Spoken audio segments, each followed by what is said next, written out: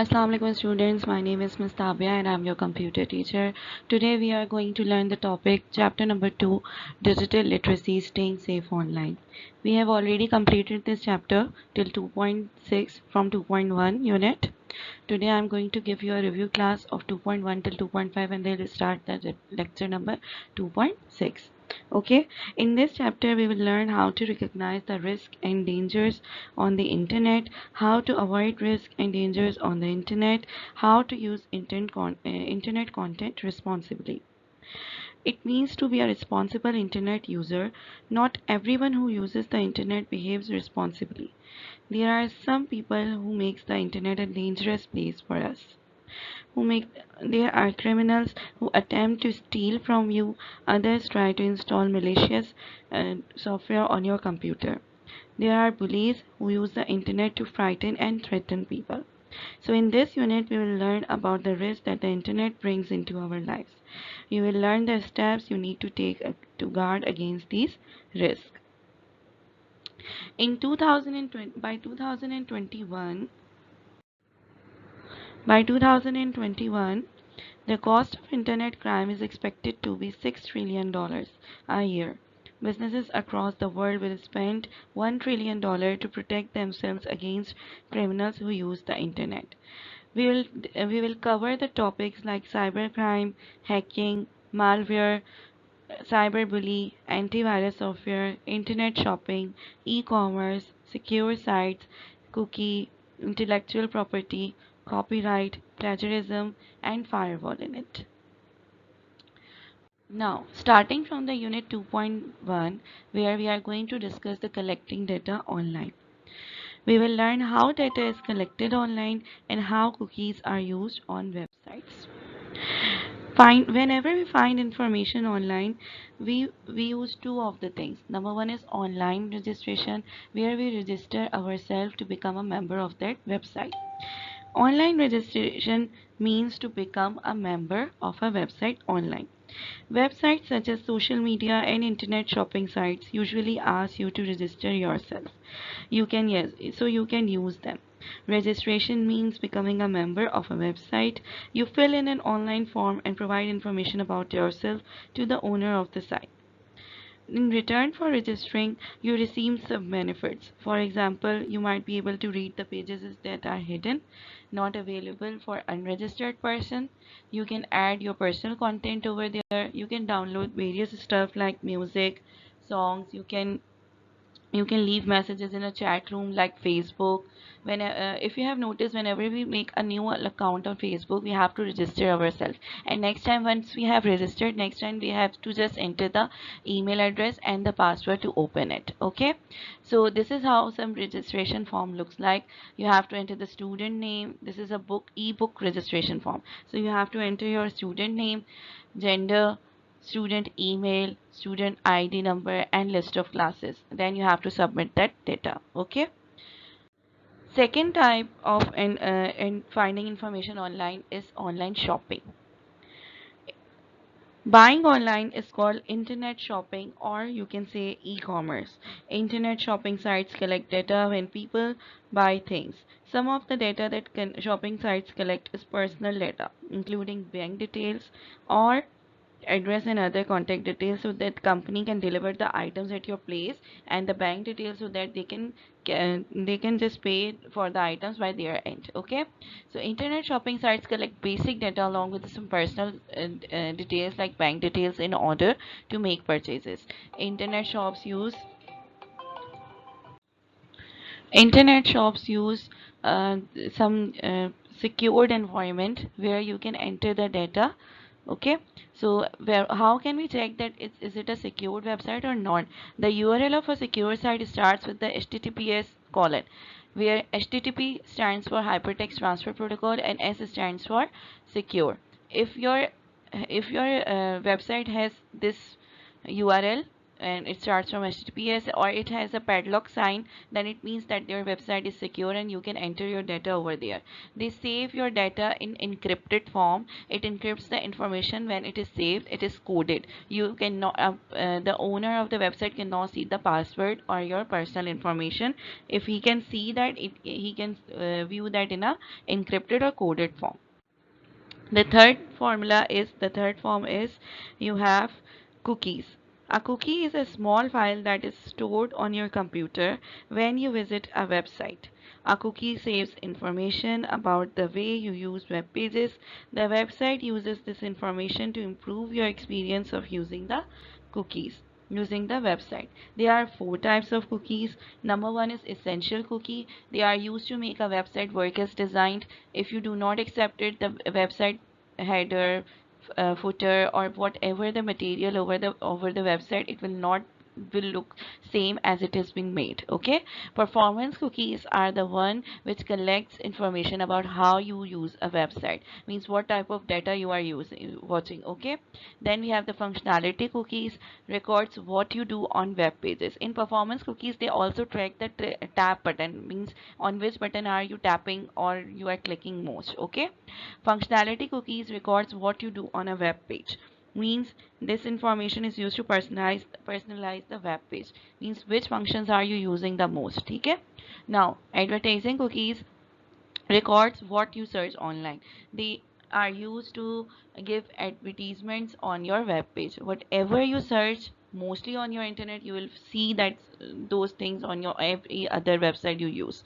Okay, you must have noticed, like, if notice this, if you have searched for a makeup somewhere on Google, you will see the makeup related products on Facebook, Instagram, TikTok, etc. This is how the form looks like, the cookie. You have to accept the cookie settings. Okay, now, the second topic is 2.2, danger online. The danger in this lesson, we will learn about the risk you face online from cyber criminals. What is a cybercrime? One risk you face on the internet is cybercrime. A cybercriminal is someone who uses the internet to commit their crimes.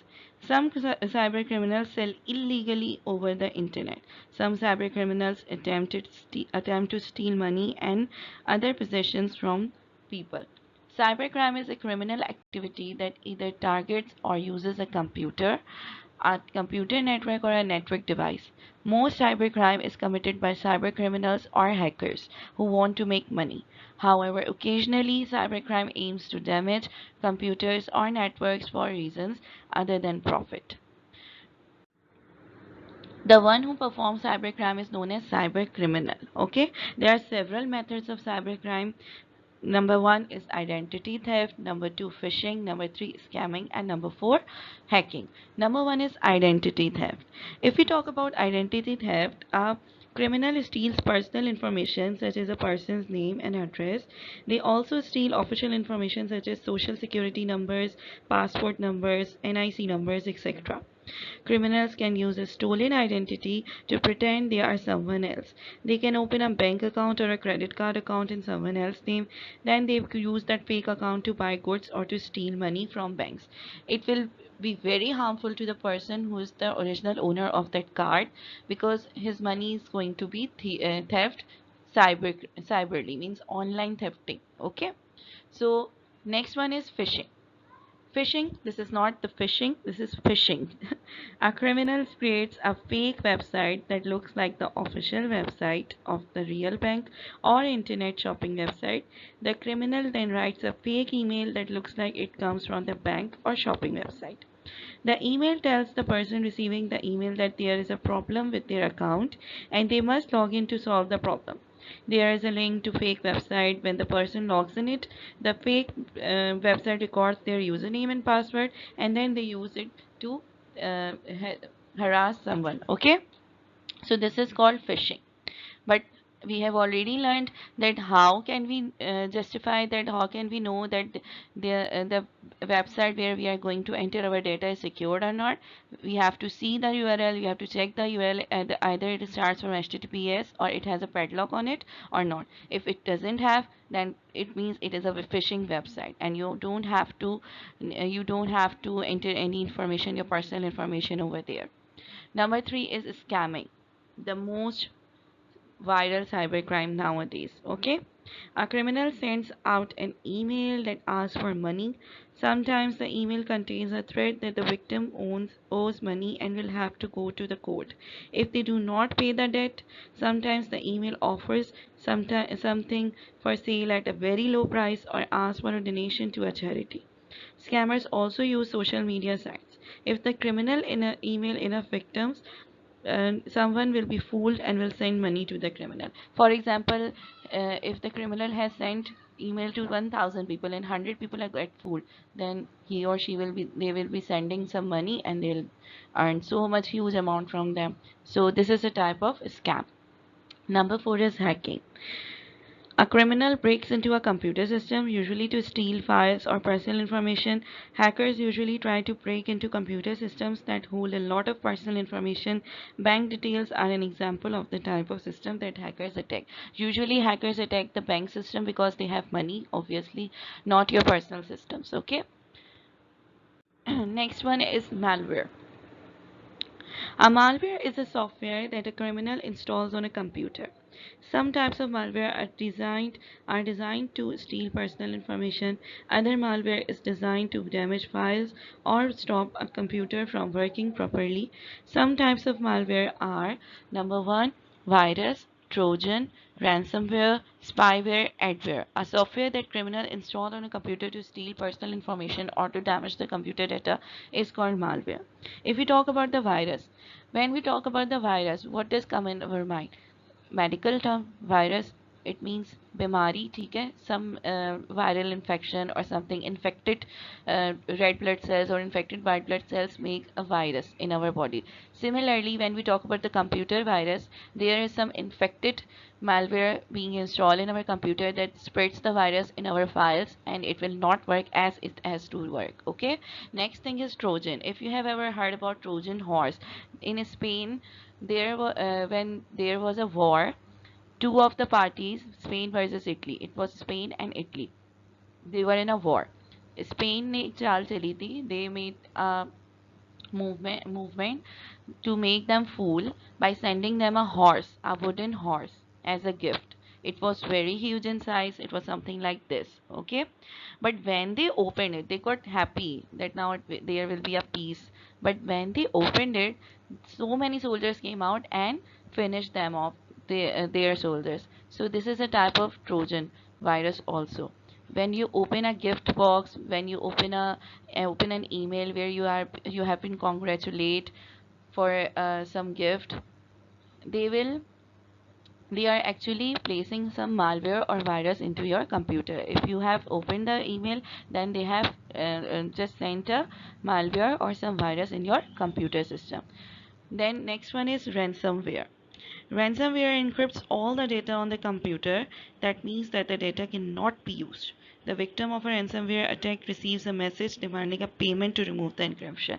They'll ask some payment so that they will remove that malware, but obviously it's not also the safe side.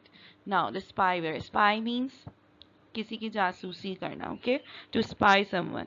It sits on a computer and records what the user is typing. Criminals can use spyware to discover the login details and then they use it for the false purposes or some dangerous purposes. Last one is adware. Places unwanted adverts on a computer.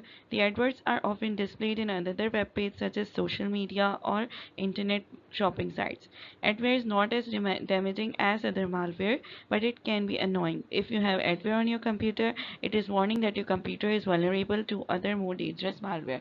They uses different type of ads like this. Click me and danger, you are in danger, and if you click here, then they will add the malware or the virus in our computer system. Now, the third topic is 2.3, protect your computer. We have already learned about the types of malware or types of cyber crimes. Okay, what methods cyber criminals use. But now, how can we protect our computer from them? So in this lesson, we will learn how to protect your computer against the malware and hackers. Okay. Number one is antivirus software. You can prevent malware from doing damaging by installing AV softwares on your computer. AV software deals with all malware threats, not just viruses. AV software sits on your computer looking out for the malware. An antivirus product is a program designed to detect and remove viruses and other kinds of malicious software from your computer or laptop. Malicious software, known as malware, is code that can harm your computer and laptops and the data on them. There are some types of antivirus softwares that are freely available on internet and you can download them easily. McAfee, Avast, we have Norton Avast, then Trend, Micro, Sophos, and Norton. Okay, Bitdefender. These are some famous and free of cost antivirus softwares that you can install easily from internet, or you can purchase a CD of them. Okay. Next is firewall. A firewall AV software detects the quarantine file that contains malware. Another type of software that protects your computer is firewall. A firewall surrounds and protects your computer like the walls of a castle. A firewall checks all data before it allows the data to pass through the gates in the wall. Only data that comes from a safe source can pass through the wall. Your firewall and AV software works together to protect your computer from malware. AV software patrols inside the castle walls to find and quarantine any malware that has slipped through the firewall. Okay, your firewall and AV software protects your computer and from cyber criminals. A firewall is a network security device that monitors and filters incoming and outgoing network traffic based on an organization's previously established security policies. At its most basic, a firewall is essentially the barrier that sits between a private internal network and the public network. You can see this is a firewall. Okay, it protects your malware data to enter into your computer. How we can use the computer safely? You can use firewall and AV software, antivirus software.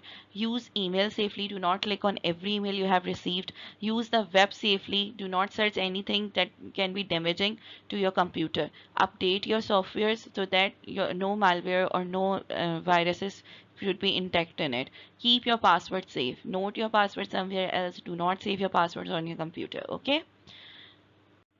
Now, 2.4 is cyberbullying. The person who bullies is known as cyberbully. In this chapter, we will learn that bullying can be danger on the internet, how cyberbullies work, and what to do if you experience cyberbullying.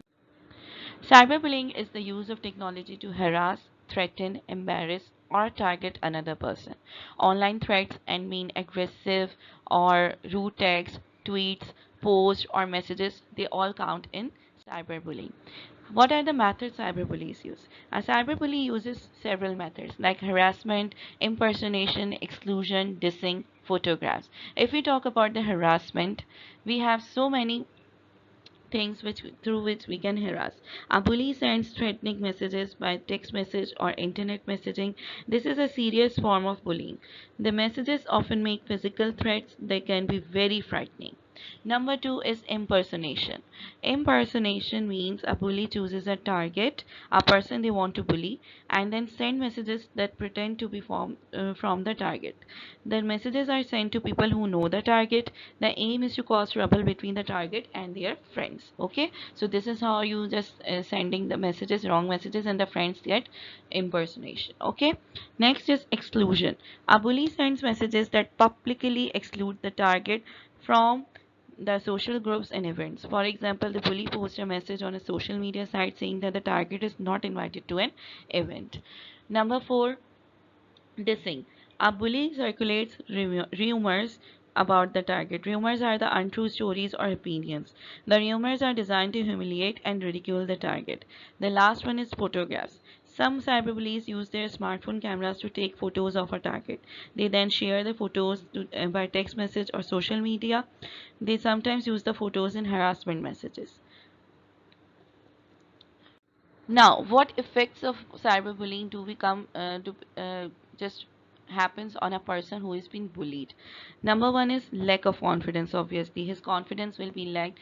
He will not sit with his friends. Performance at his school will decrease. उनका दिल नहीं लगेगा, he will not work, he or she will not work as they used to do the work.